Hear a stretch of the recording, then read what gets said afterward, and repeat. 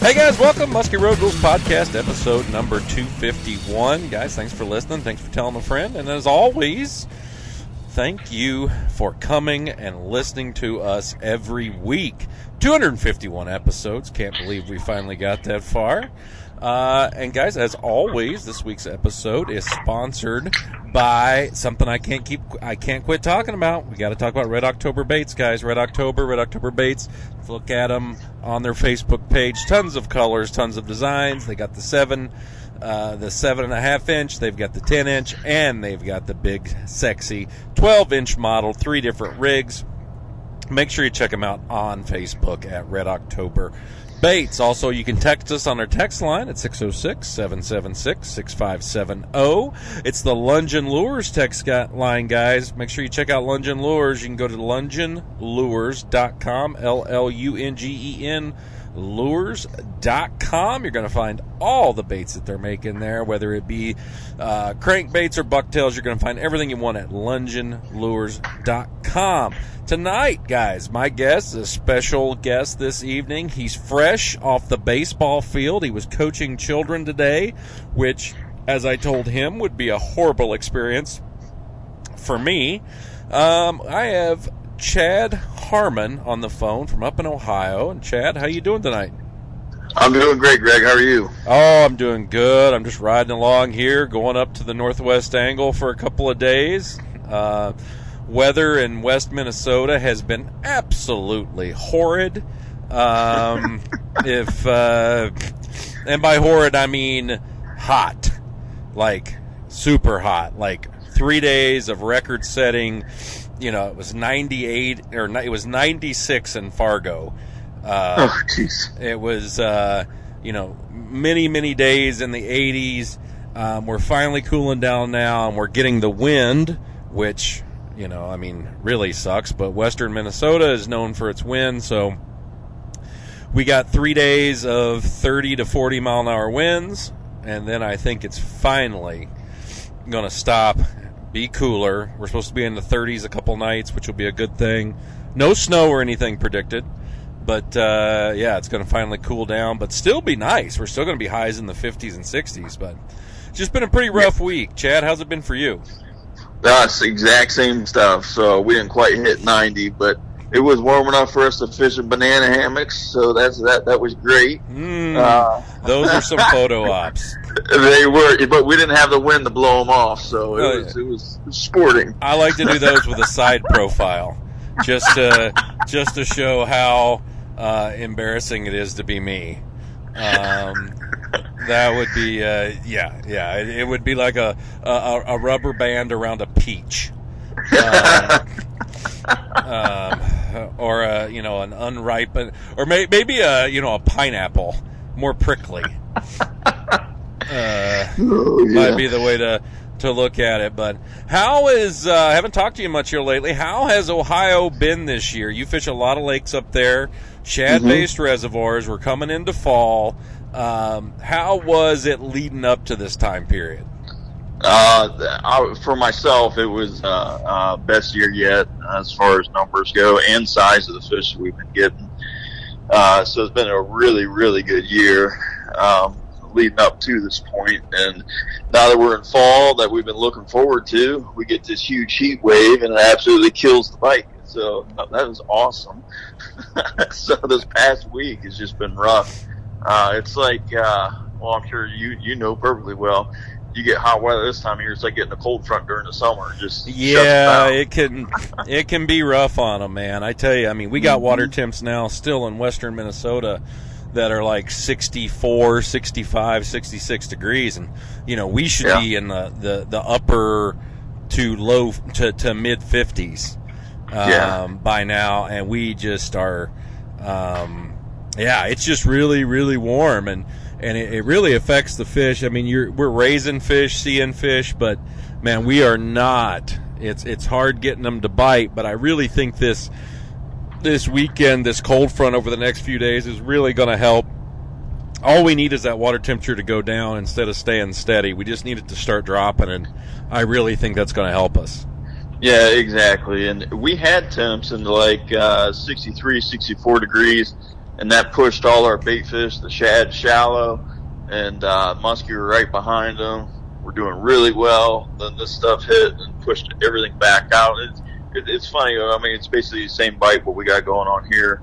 What you guys are seeing right now is, man, you get them to follow, and they're just coming in lazy, and just making that final commitment has been an issue. So, but it's beyond that. I mean, it's been an awesome year. So, just really looking forward for this cool down to happen. So that's going to happen for us here, I think Friday night into Saturday. So yeah, I know in Kentucky. And by the way, guys, we're having our Muskie Hunter tournament on Cave Run. You sign up at Crash's Landing. It's going to be this Saturday. You can still sign up. You can sign up all the way up until Friday night.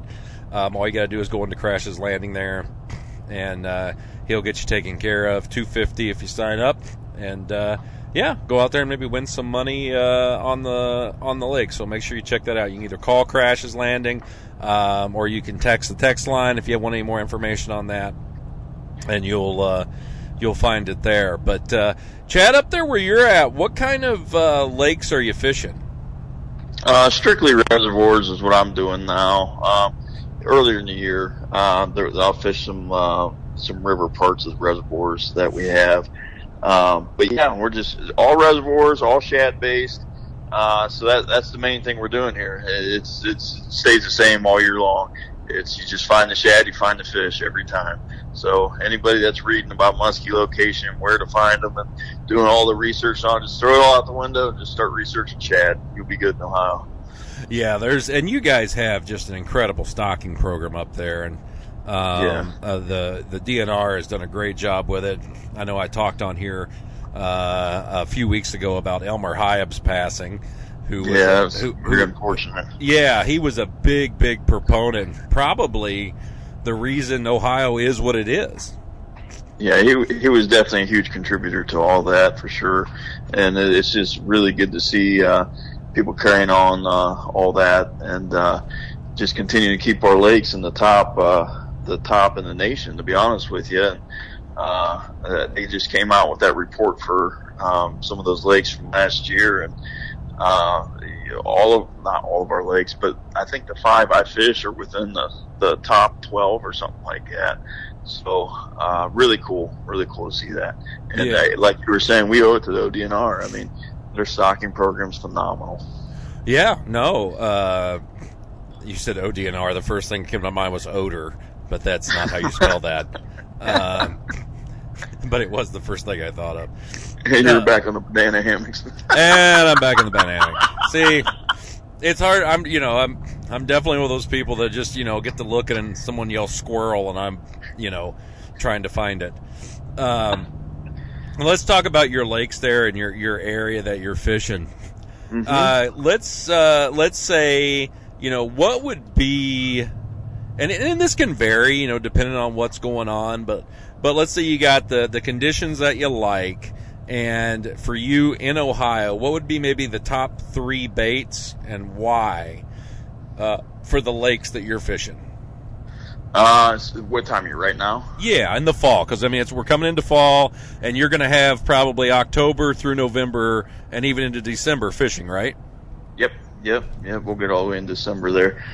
So I'll let the cat out of the bag on this one now that it's pretty much already there. So let's just lure last though.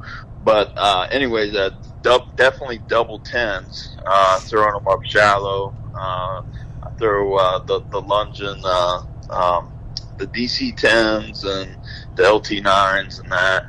And really for us with the fall bite, they want that big vibration, bringing it through the water and everything. You can throw 6s or 8s and stuff like that, and stuff that's easier to throw, but you're just not going to see the number one, the size fish on that, or the numbers of fish. It just seems like they just commit on the big vibration those 10s are putting out, as well as chatterbaits and everything like that. The Angry Dragons that TNA has and stuff. It's real good for us. But other than that, we're pounding the shallows with Suics. That's always a really good bait in the fall. How do you like to work your Suics? I work mine way different. Everybody likes you throw the rod and you hold the bait, right? Yeah, that's it. Oh. I've cracked the code. Everybody seems to work them, kind of a slow pull, and then just pull, reel, pull, reel, pull, reel. The slack line pops on those Suics is just where it's at. And I use the 9-inch unweighted on those. And on the back tail, where you're able to kind of tune that a little bit, I kind of put a back right turn on that tail. And when you snap that, it gets it to kick out one way, and then it'll kick out the other way on the next maybe 2 or 3 times. There's no really pattern to it, but you're getting that thing to kick out almost like a glide bait on those slackline pops. And it's just, you're not reeling much at all as you're doing that. It's just a pop, small reel, and you're bringing it all in. That thing's going crazy all over the place. Explain to me how you're bending the tail again. I don't know if I'm following you there. So if you have the back of the bait facing you to where you're looking at that tail, you would take like the back right corner and put a slight bend on that. So it's maybe that back right corner is down like 1/4 of an inch. And then the left one would still be almost straight, and you bend it down to just above a 45. Oh, okay. So a little different, and then you have to mess with the eyes on some of them too. Explain that, because 9-inch unweighted Suics have definitely. I know I got shingles one time throwing those because I was so stressed out. And because I throw the 10s. I love the 10-inch weighted Suic. I think that's a great bait. I've caught big fish with those things and really like them. The 9-inch ones though, those gave me shingles. So talk about tuning that and twisting that eyelet and doing some stuff. Yeah, so most of the time as it comes out, well, all the time when it comes out of the package, it's straight up and down on it. I turn mine about a 1/4 turn to the right with it, and then and every Suic's going to be different, to be honest with you. I mean, it's a wood bait. So you're not throwing the plastic ones? I do now and then. It definitely has a different action and stuff like that. If I know they're hitting them and they've slowed down on the wood ones, that plastic one definitely had a touch of a different action, that they might go for that on a commitment over a wood one. So it's more of a slower rise on the unweighted ones with those than the actual wood ones. And a big thing I do like about those plastic ones is when you go to set the hook on a fish, they can't really bury their teeth in that, and like they do in the wood. I like them because if old boy throws them against a tree or a rock wall, it's not going to just destroy it. Those are my gliders. Yes. That's why I do not buy expensive glide baits. That, and I'm cheap. But I don't know. The wooden Suics sometimes, boy, they don't do well when when it lands on the 30-second rock. Right. So yeah, but no, I love Suics. It's an old bait and everything, but I still think it's just one of those that does a great job. With all the other dive and rise baits out there, I still think it does a really, really nice job and is priced at a level that is not excessive. Right, exactly, and it's it is a box store bait, and there's so many people that shy away from box store baits anymore. They want that fancy custom and everything like that, and it's. I don't even think I own a custom bait. I don't. I mean, I'm like my tackle box is similar to what you would find, Sanford and Sons. I mean, it would be like something you would find in a junkyard, and you're like, "What color is that?" It's whatever can of spray paint I had that day. And that's the thing. The paint job doesn't have to be fancy. It's just you just really can't see it going by that fast. My best color Suic this year was chartreuse with black polka dots. You said chartreuse black spots? Yes. Yep, that's ours here too. So, yeah, I mean that's a Lake of the Woods. Just if you show up with a chartreuse black dot Suic, you'll catch fish. So you need 2 color Suics in Ohio, and that's it. You need black and then chartreuse black spots. That's it. You like the straight black one? Mm-hmm. Yep. Yeah, I've caught some on Cave Run that I like the Suic, or not the, I like the Suic colored Suic. Jesus Christ, I'm an idiot. I like the sucker pattern, like the black with a little gold scale on the side, white belly. That's always done well for me. They made a new one this year that I liked. It was kind of a hot perch. Up on Lake of the Woods that was really good. And then in Kentucky in the spring, because we have a lot of dirty water, orange and black dot. I like that old orange and black dot Suic too. Yeah. That's a good West Branch color, actually, that orange and black dot. Yeah, is that water stained there, or they just like the bright colors? Yeah, it's if you're not used to fishing chocolate milk, don't fish West Branch. Gotcha. All right, so that's two. We got big blades. We've got Suics. What's the third one? So those two are my shallow water stuff. So like that 4 to, I shouldn't even say 4. I should say 1 to like 6 foot. Sure. Because I mean those shad push shallow. If they're in 6 inches of water, I mean the muskie will be in 6 inches of water. Yep. I mean they just go wherever they go. So yeah, so the fall time 6 inches of water to 6-7 foot. You know, that'll hold here till about like November time frame, and then we'll start seeing the shad push back out, and they're gonna start balling up. And I guess I call that my winter bite when they start doing that. That'd be late fall for when else, I'm assuming. Yeah. But anyways, when that happens, I got on a bite last year off 8 rigs. I don't know, Alabama rigs, umbrella rig. Yeah, so we started using like a little 4-inch or 5 up to 6-inch grub tails on these things, and now Ohio law we can only put 3 on there with hooks and then 2 dummies. But I'm telling you something right now, that is like musky crack. It is absolutely stupid, unreal. And so that's the cat out of the bag on that one. So I kind of ruined it last year when we caught a ton of fish and a big group of people. Oh well, there. Yeah. So the Alabama Rims A rig, whatever you want to call it. Those dudes, are you using just the bass style, or are you like finding some beefed up stuff? So I was making my own because you would get 1 or 2 fish out of a bass one and just get destroyed in the net, or the fish would just rip the wire right out. So started making my own out of 051 wire and beefing them up, where I was getting like 12 or 14 out of one, and then some of the wire would start breaking. It's going to happen regardless, getting twisted up like that. But then I started working with Pandemic Baits, and we both designed one together here, and he just released it here in September. It's unreal. That's all there is I can say about that. Hands down, the best winter bait, cold water bait going into March even. So we put 100 muskie in the boat in a month, and I'd say 90 of them were off that. I mean, it was just a stupid bite. It sounds like they liked it. Yeah, they did. Were you using just grubs or paddle tails? I guess they're paddle tails. Yeah, no twister tails, just all paddle tails on that stuff.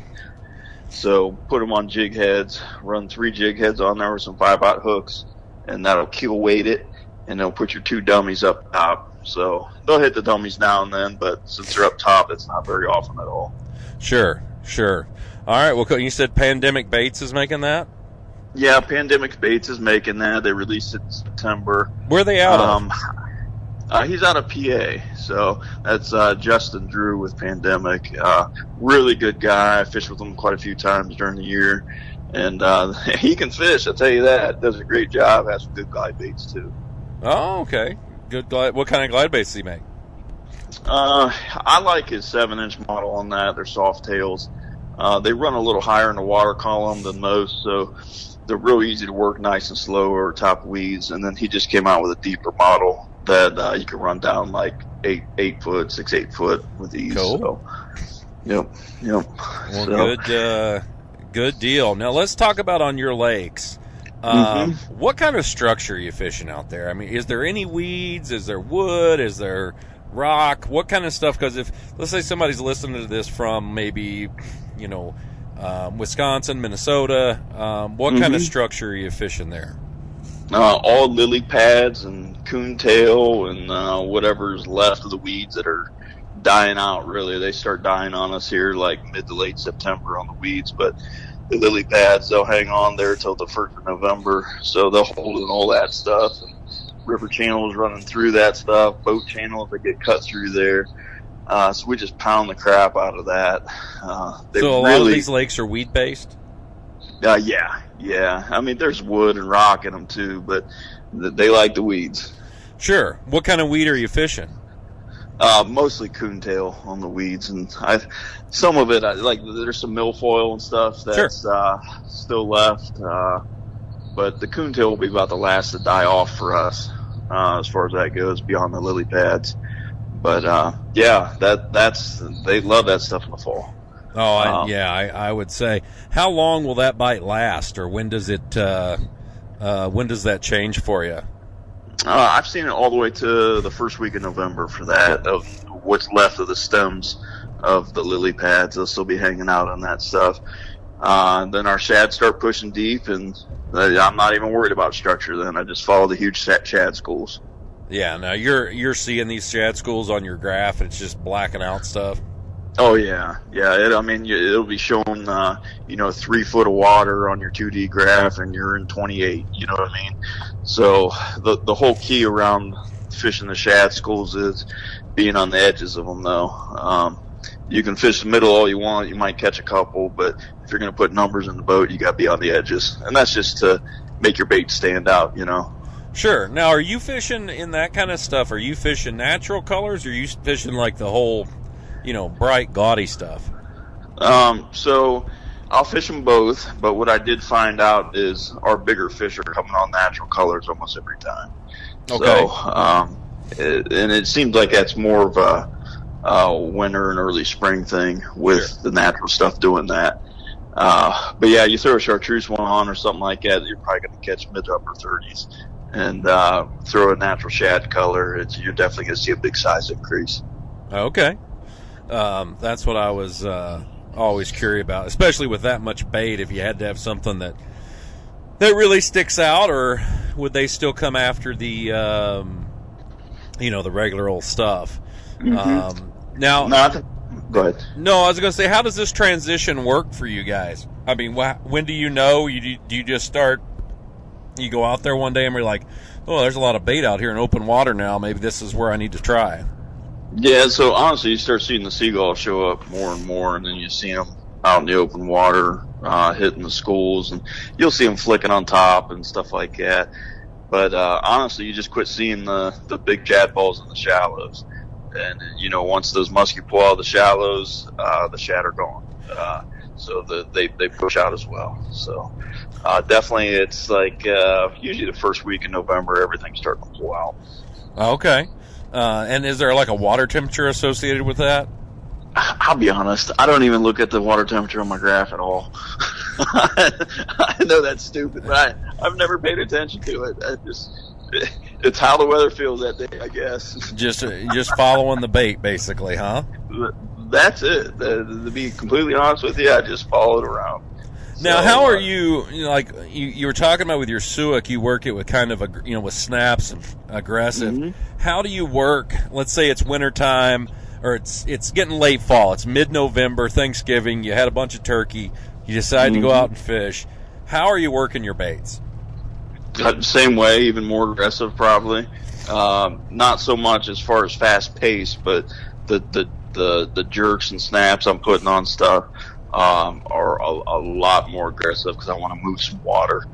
And you would think slow it down, but really our fish are just, they're off the hook then. They're just ready to kill anything. And I don't know if they're just wanting to fatten up for the winter or who knows. But I think some of it has to do with they're probably gaining some weight for spawn. Putting on because they're starting to carry eggs, and the eggs are starting to develop, and they're probably going to develop throughout the winter, so they got to eat as much as they can to kind of suffice that. Is probably a big thing. So, do you throw much soft plastics out there besides the Alabama rig? I do, yeah, and that all depends on the depth of our bait and everything as far as that goes. So if I'm seeing that bait up high, like 2 to 8 foot. I'll even throw glide baits over top of it to get that to go. And once that bait drops below 8 foot, I throw, some bulldogs around it, Medusas. I've been throwing Brady March's new, what's that called? It's called a bowfin. Have you seen those yet? They're pretty cool. I don't think I've seen those. Yeah, it's a nice big double tail. It's put a lot of fish in the boat for me this fall, actually. Is it? Where's he from? Is he from PA? Yeah. Yep. Okay, I might have seen those. My tournament partner Rick might have had some of those. Yeah. But it's kind of like a double dog to a degree. It's similar to that. Yeah, just elongated basically, and a little more of a flutter action on the fall and stuff. So I always get the shallow models on rubber, and if I want to wait on my will, but I always want that option to fish shallow if I need to on them. That's the same thing that I've been doing here lately is buying always shallow, just buying the shallow models, because now that there's such good weight systems out there for soft plastics, now I can actually adjust it any way that I want. So absolutely. I'm a big believer in that. That's something that I do like and love with the soft plastic baits. Is that, and so like with your soft plastics, let's say that with like bulldogs and stuff, are you still throwing like your natural colors, or are you throwing some bright ones out there too? Nope, I'm throwing all natural Cisco colors usually.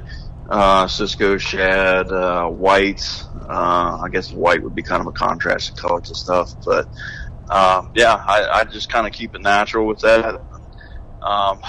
So like the Medusas, I'll do a pretty aggressive pop on that, but the bulldogs and double tails and stuff, I do more of just like a pull and a reel.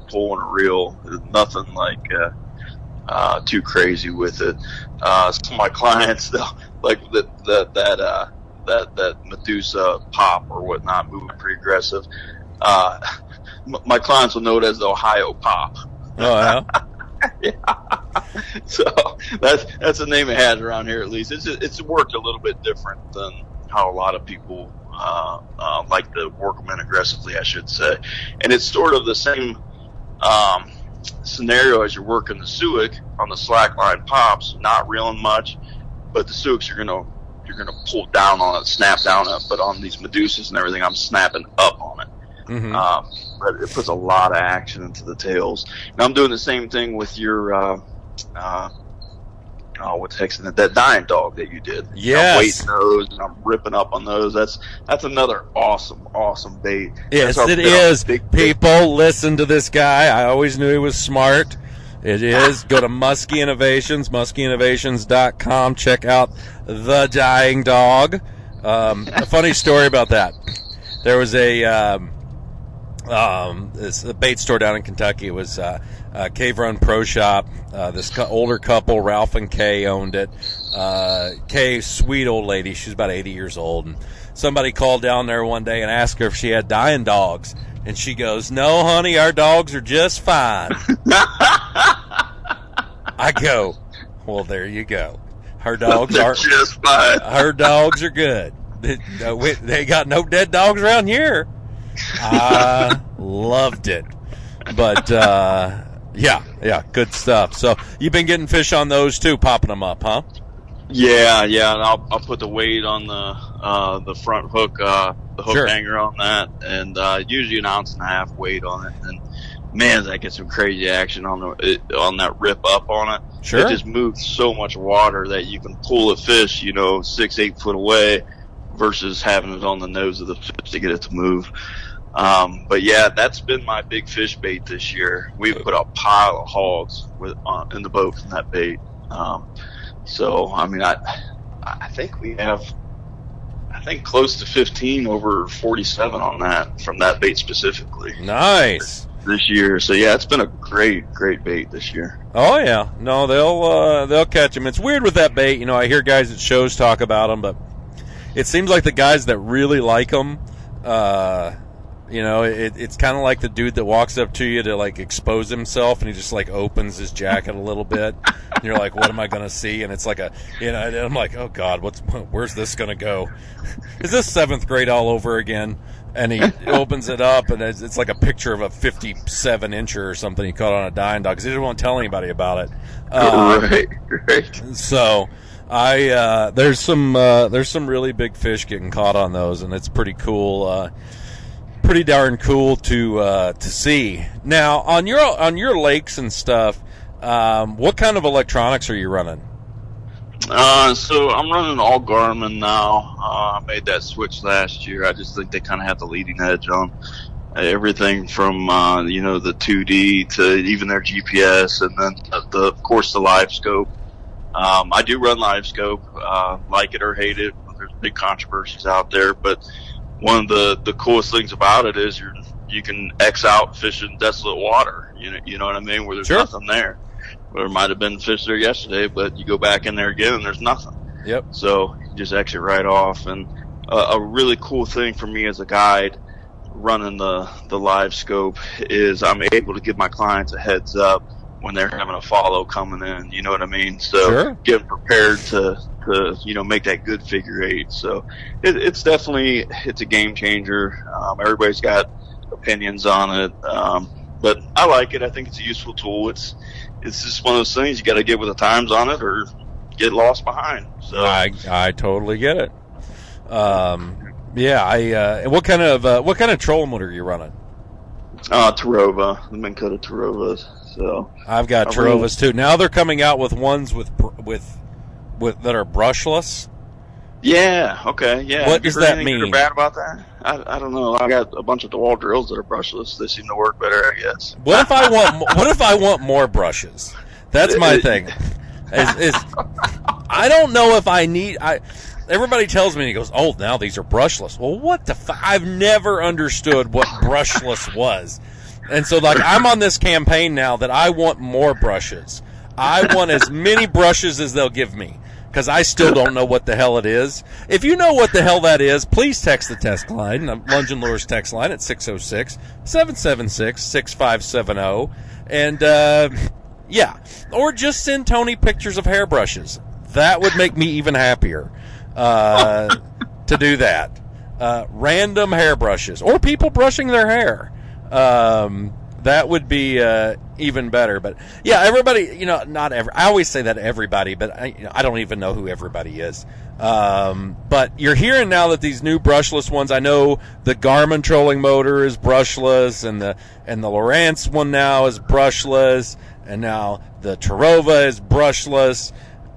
I have an old one, and I love my brushes. So I think I need more brushes.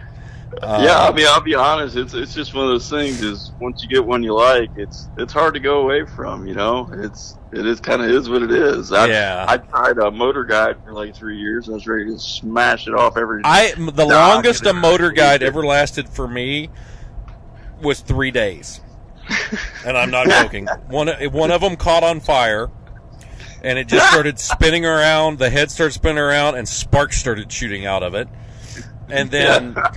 Yeah, it was terrible. And then another one lasted 4 hours, and it just it just quit working.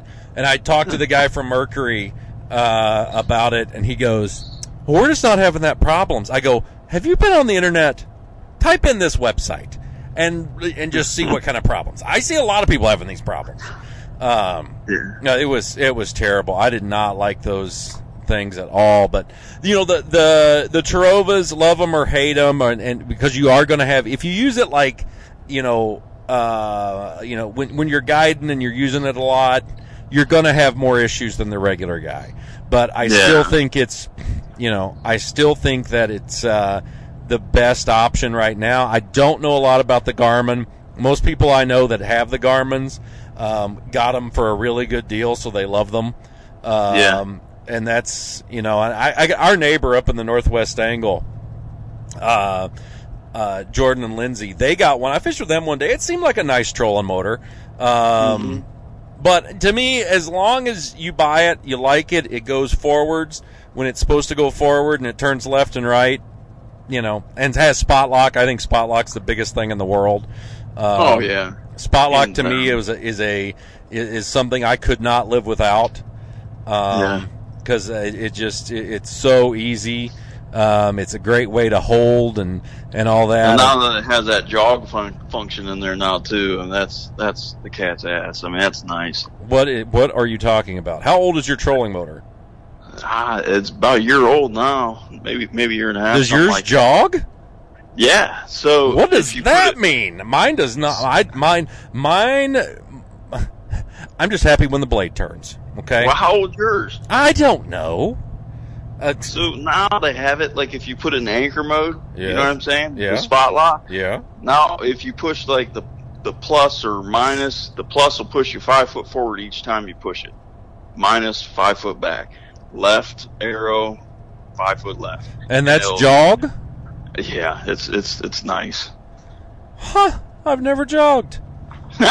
Maybe mine does that. I like Little Debbie's too much. Yeah. I never jog. That is... I did not know that. Mine is probably 3 years old. No, it wouldn't be 3 years. It might, and I just don't even know it. I mean, it does. I'm just, like I said, mine right now, after, driving on the gravel roads like I have, I'm just happy when there's not a rock stuck in there to when it, the other day I hit right and it just kept going right till it literally, I thought it had ripped the wire out of itself. Nice. When I looked up there. So now, are you a foot pedal guy or do you run remote? If I'm casting, it's all foot pedal. All foot pedal. Yeah. See, I can't do. I'll throw someone right out of the boat with a foot pedal. I hate remotes. I want to.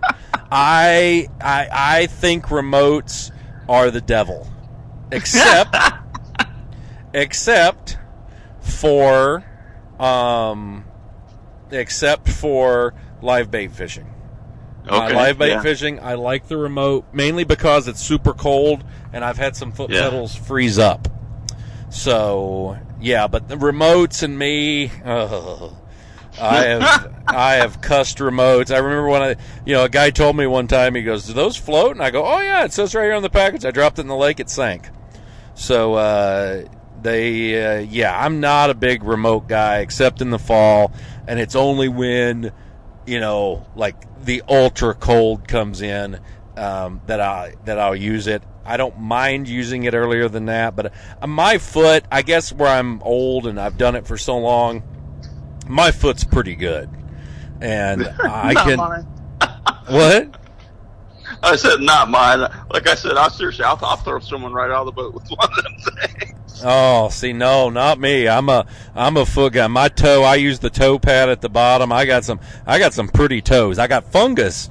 Just like the little Oriental woman told me one time getting a pedicure. I said, "Are these the prettiest feet you've ever seen?" And she goes, "No, you got fungi." I go, "Well, your tip just went down." That's right. Yeah, I'm not. That was rude. But no, I can. I like the foot pads. Those are something that I've used my whole life and can do. I just don't like. Now I don't like the big high foot pads like your Captain Morgan or something there with your foot up in the air. But I like the low flat pads. I don't care if it has the rocker pedal or not. That's really not my thing. But just a little toe pad at the bottom. I like that. And that's how I guess I'm just used to it, But you like the remote, huh? Fishing. I forgot to throw something out there. You did what? And this is for the back on the winter fishing. I forgot to throw something out there. Well, get to throwing. So this is for the fly fishing guys and everything. Have you done much fly fishing for muskie? No, because it looks like I'm having a seizure. You're breaking it, Greg. Oh, no, I said no because it looks like I'm having a seizure.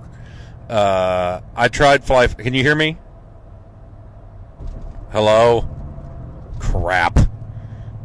We did so well. We made it 39 minutes here, guys, with not a big thing. Again, like I said, I'm on the road right now, so I'm trying to get this podcast in for you guys to hear.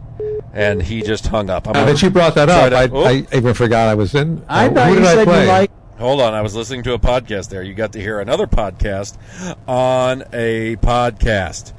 That's pretty rare. So let me. Oh, he's calling me back. Hold on. Let's see here. Chad, you there? Yeah, can you hear me now? Yeah, I got you. Sorry about that. What's this winter thing you're talking about?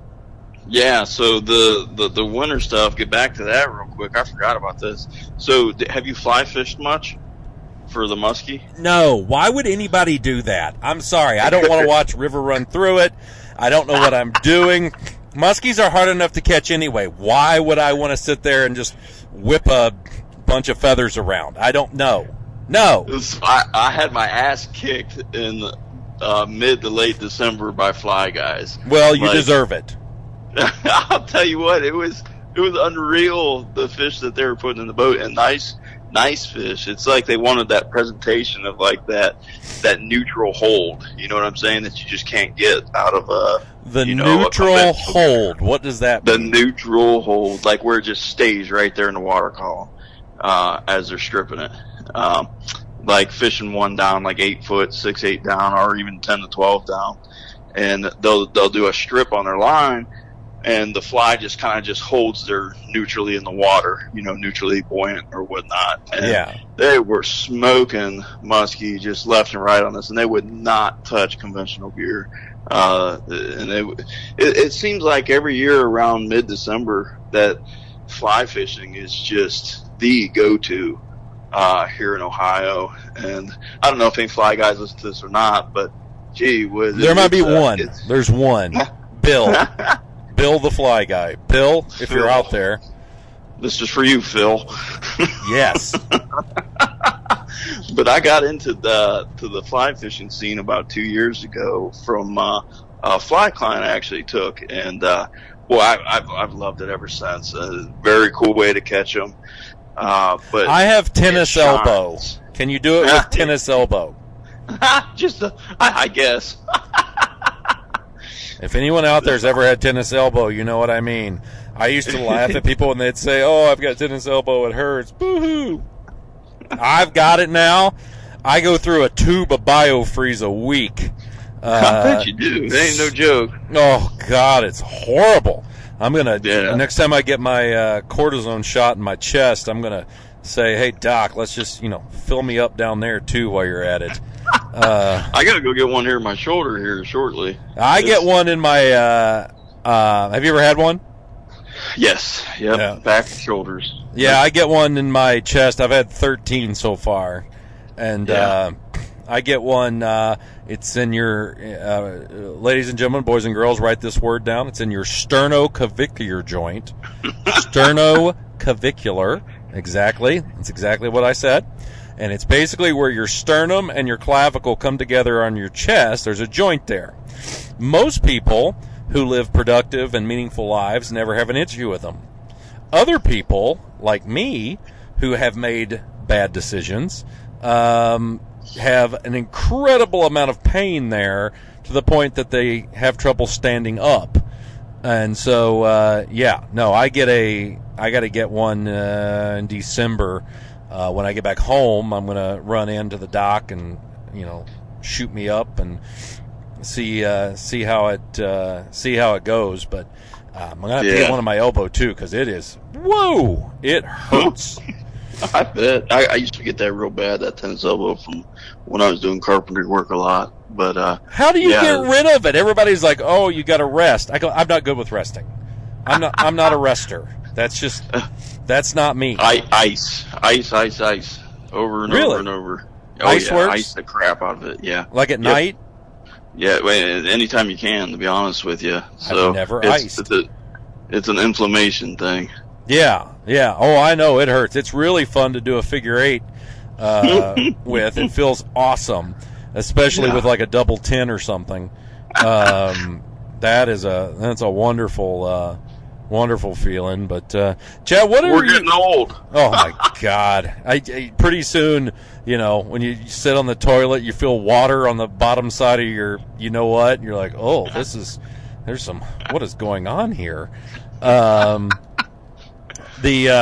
Let me ask you this: what kind of equipment are you running, Chad? What you running? Rods, reels?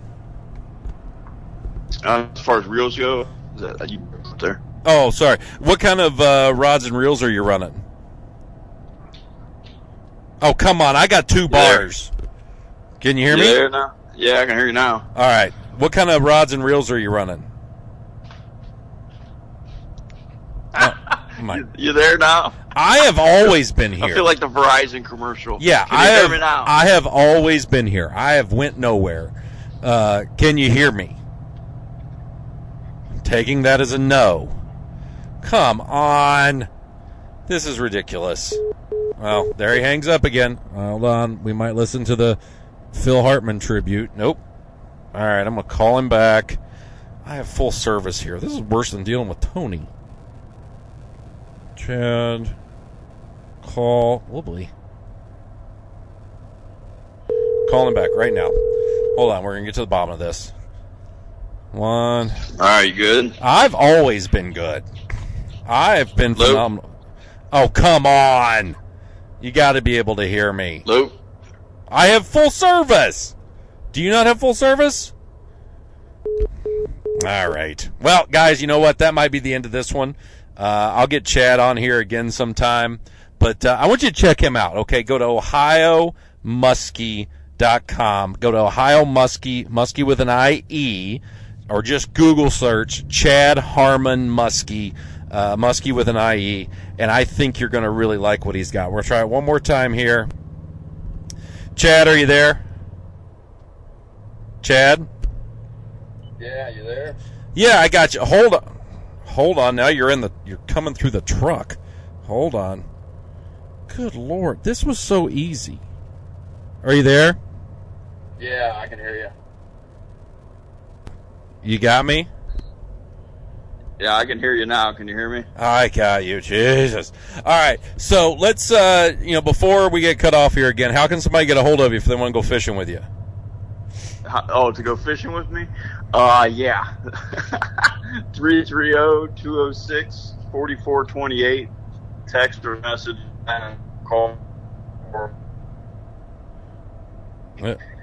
.com. What's your website again? You broke up there. Ohio Muskie. OhioMuskie.com. Make sure you check that out. Chad, can you hear me? Yeah, I can hear you. All right. Well, Bud, I appreciate you coming on here. I appreciate everything. Hopefully we'll see you at the shows this winter. And having me. And we'll definitely do good. But thanks for coming on here with me tonight, okay? Absolutely, man. I appreciate it. Thank you. All right, buddy. You take care. All right, take care. Bye-bye. Bye.